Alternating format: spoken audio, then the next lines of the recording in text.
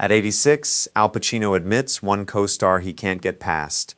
I thought I knew what Al Pacino would remember after more than 5 decades in Hollywood. The awards, the famous roles, the directors, the people who helped make him a legend. But when I looked closer, I found something much more personal. 5 names Pacino has repeatedly connected to the person he became. And one of those names became painfully important again, after a silence that lasted more than 30 years.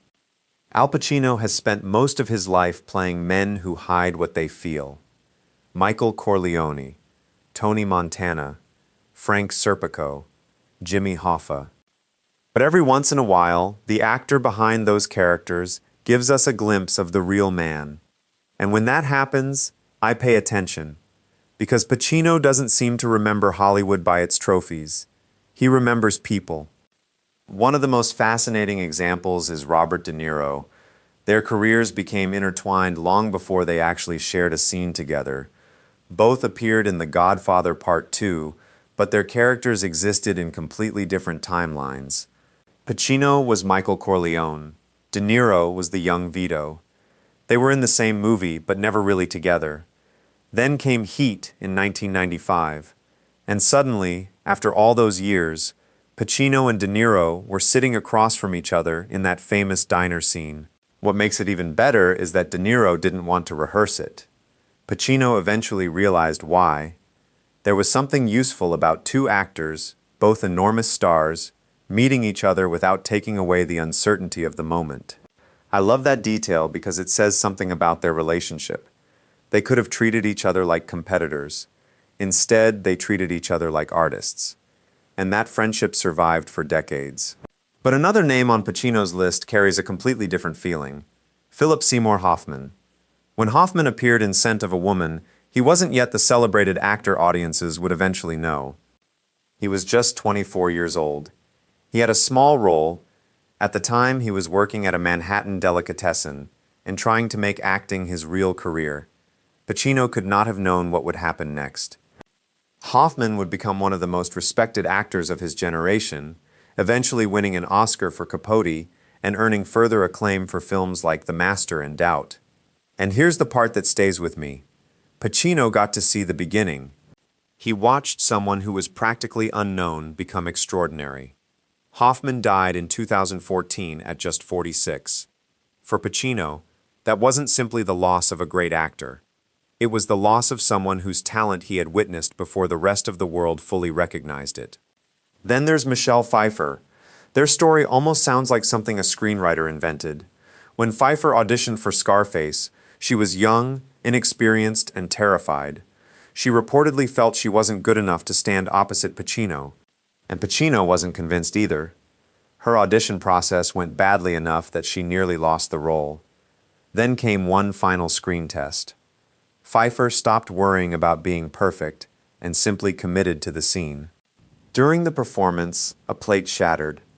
Pacino's hand was accidentally cut. And somehow, that disaster became the turning point. Pfeiffer got the part. Years later, she could laugh about it. But imagine that moment. You're trying desperately to prove you belong in a movie, and the thing that finally changes someone's mind is you accidentally hurting your future co-star. That's Hollywood. Sometimes the moment you think has ruined everything becomes the moment people remember. But if I had to choose the person who seems closest to the foundation of Pacino's story, I'd look at John Cazale. Pacino knew Cazale before either man was famous. They had crossed paths as young messenger boys in New York. Neither had a legendary career yet. Neither knew what was coming. Then, years later, they found each other again through theater. That connection mattered. Cazale became Fredo Corleone. Pacino became Michael. And suddenly the 2 men who had once been struggling actors were standing inside one of the most important films in American cinema. Cazale's career is almost unbelievable because it was so short. He appeared in only 5 films: The Godfather, The Conversation, The Godfather Part 2, Dog Day Afternoon, and The Deer Hunter. Every one of them received a Best Picture nomination. Then, during the making of The Deer Hunter, Cazale was diagnosed with terminal lung cancer. He kept working. He died in 1978 at only 42. When Pacino talks about Cazale, there's a warmth to it that feels different. This wasn't just another actor he admired. This was someone who knew him before the legend existed. And then there is Diane Keaton. This is where the story becomes much harder to look at. Pacino and Keaton met while making The Godfather. Their relationship eventually became a long, complicated romance, lasting roughly 15 years, with breakups and reunions along the way. They never married. Eventually, the relationship ended, and then something strange happened. They remained apart for decades. Same industry, same world, but silence.